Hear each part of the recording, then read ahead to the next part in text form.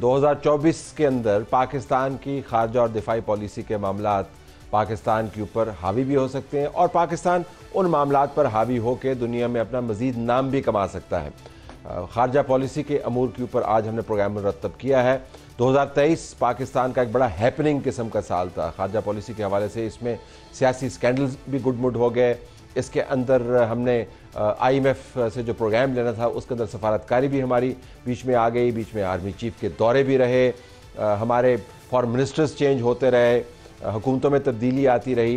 लेकिन अब इंतखाबात के मौके पर और नए साल की शुरुआत पर हमने देखना है कि 2024 में खारजा पॉलिसी के महाज पर हमने क्या करना है। याद रहे कि पाकिस्तान के बारे में हम हमेशा से ही सुनते, पढ़ते और बताते आए हैं कि हमारा जोग्राफिया बड़ा अहम है, लेकिन हमें कभी कभी लगता है कि जोग्राफिया ने हमें मार ज़्यादा लगाई है और हम इससे मुस्तफ़ीद कम हुए हैं। तो 2024 में जो कैलेंडर्ड इवेंट्स हैं वो क्या हैं, जो पता होता है कि ये तो होने हैं, वो कौन से हैं? देखिए, थैंक यू सो मच। 2024 में एक तो कुछ चीज़ें हैं जो हमारी रेगुलर मीटिंग्स होती हैं, इंटरनेशनल इवेंट्स हैं जो हर साल होते हैं, जिसमें UNGA का सेशन है फॉर एग्जांपल, जिसमें प्राइम मिनिस्टर लेवल पर पार्टिसिपेशन होती है। OIC की फॉरेन मिनिस्टर्स की मीटिंग होती है जिसमें हम फॉरेन मिनिस्टर लेवल पर मीटिंग्स को अटेंड करते हैं।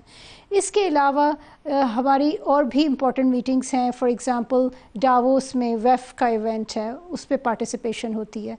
इसके बाद there are a number of meetings and visits which will be undertaken.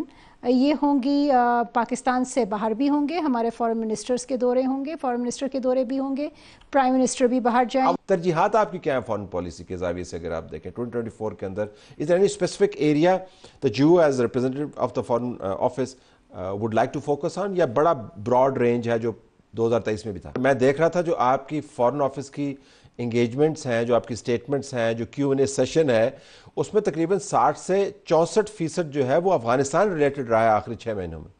जी, आप जानते हैं कि इस वक्त जो सूरत हाल रही है पिछले 6 महीनों में, वो इस तरह की है कि पाकिस्तान की सिक्योरिटी से रिलेटेड हो गई, जो हमारी अफ़गानिस्तान रिलेटेड फॉरेन पॉलिसी है। और इसमें आप जानते हैं कि टेररिज्म का इशू सबसे अहम रहा। उसके अलावा जो गवर्नमेंट की पॉलिसी आई, इलीगल फॉरेन रिपैट्रिएशन प्लान आया, उसके कॉन्टेक्स्ट में भी मीडिया का बड़ा अटेंशन रहा, पाकिस्तानी पब्लिक का इंटरेस्ट था। तो ज़ाहिरी बात है तो फिर फॉरेन ऑफिस को भी इस पर बहुत ज़्यादा और आखिर में आके जब सुप्रीम कोर्ट की तरफ से कश्मीर पर हिंदुस्तान के कब्ज़े के ऊपर एक मोहर लगाने की कोशिश की गई हिंदुस्तान की सुप्रीम कोर्ट की तरफ से, तो उसने फिर ईस्टर्न बॉर्डर के मामला ज़्यादा सामने लेके आया, लेकिन उससे पहले अफगानिस्तान यूज्ड टू डोमिनेट।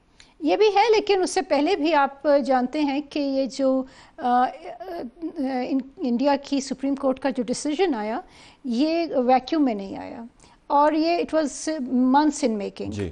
और उससे पहले आप जानते होंगे कि अर्लियर लास्ट ईयर 2023 में इन्होंने एक कमीशन बनाया था जिसको डिलिमिटेशन कमीशन कहते हैं, जिसने हदबंदियाँ की थी IIOJ में।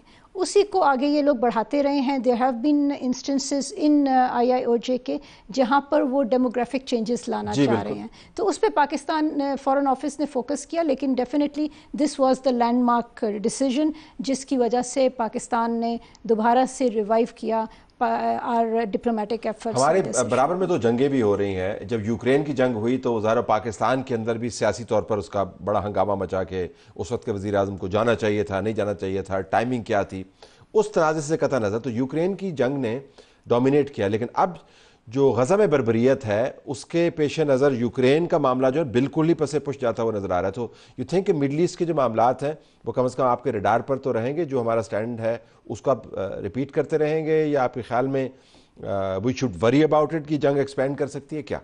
Both of them. एक तो जो हो रहा है इस वक्त फ़लस्तीन में, वो दुनिया के तमाम ममालिक जो और तमाम पाकिस्तान की कौम इज़ वेरी डिस्टर्ब्ड। हमारा बिल्कुल ये कंसर्न है कि ये जो जंग है ये आगे फैल ना जाए।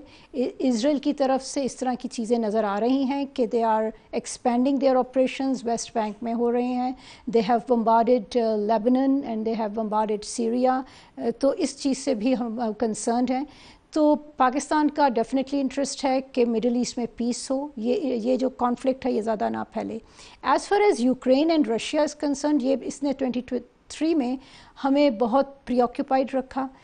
پاکستان کے دونوں ممالک کے ساتھ اچھے تعلقات ہیں اور ہماری خواہش رہی ہے کہ ہم ایک بیلنسنگ رول ادا کریں اور کسی طرح سے ہم دونوں سائڈز میں سے کسی کا سائڈ نہ لیں. اور آپ نے ہمارے ووٹس دیکھے ہوں گے UNGA میں جب بھی ووٹ کی باری آئی پاکستان نے نیوٹرل سٹانس رکھا. چائنا تو ایک پرماننٹ ہمارا سبجیکٹ ہے, لیکن 2024 میں is it anything big that is planned other than the fact کہ ہم چاہتے ہیں کہ سی پیک کو زیادہ ہم اسپیڈ اپ کریں, بٹ چائنا کو اب how do you look at 2024 not different from 2023 2022.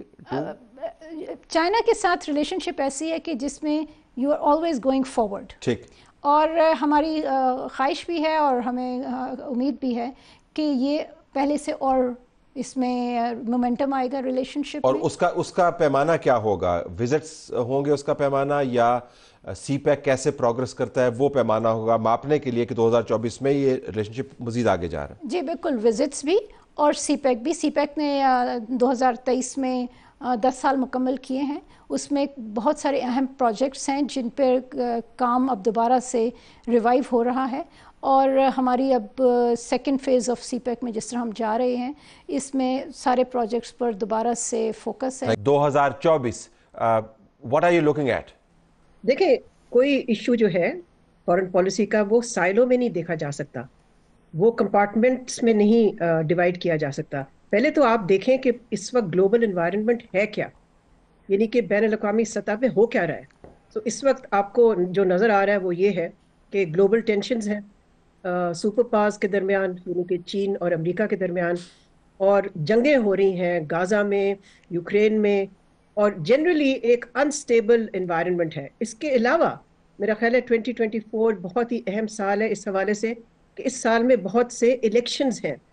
Hindustan میں الیکشن ہے, ہمارے اپنے ملک میں الیکشن ہے, اور امریکہ میں الیکشن ہے, جس کا کہ اثر جو ہے امریکن الیکشن آؤٹ کم کا, اس کا بین الاقوامی سطح پہ بہت ہی دور دراز اثر پڑ سکتا ہے. تو اگر آپ اس پورے گلوبل انوائرمنٹ کو دیکھیں تو پھر آپ دیکھ سکتے ہیں کہ ہندوستان کے ساتھ کیا تعلقات ہونا چاہیے. دیکھیں, خارجہ پالیسی حال میں ایڈ ہاک رہی ہے, ری ایکٹیو رہی ہے. ایونٹس ہوتے ہیں تو ہم اس کو ری ایکٹ کرتے ہیں. تو اس لیے کہ ہمیں ایک کوہیرنٹ فارن پالیسی چاہیے, اور انڈیا کے حوالے سے جو کہ بہت ہی ایک ٹربلڈ ریلیشن شپ ہے, اور ہم نے دیکھنا یہی ہے, ظاہر ہے لگتا تو یہی ہے کہ Modi will get another term in office.